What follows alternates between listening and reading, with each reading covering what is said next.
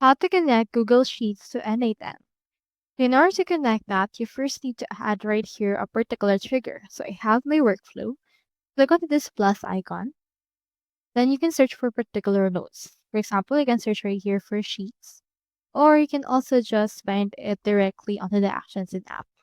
I have Google Sheets right here. Just choose right here the action that will happen on this form submission. So on my case, let's proceed to actually add right here particular actions. You can see right here some actions that we have. You can add or append row or update row. I'll choose this one right here. Once you have selected the action that it will execute, you can choose right here the credential to connect it with.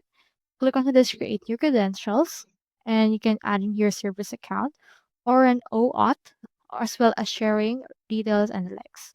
I'll just choose service account or OAuth and just sign in with Google in order to connect your Google account from there.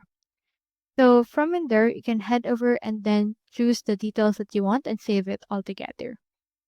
Once everything has been saved, you can proceed to add right here the operation, as well as choose the documents from the list that you have, as well as the sheets that you have from there. Once you're there, just head over and click onto this execute step in order to add this right here. So from there, just save the progress. So that's how you connect Google Sheets to n8n. Hope we helped.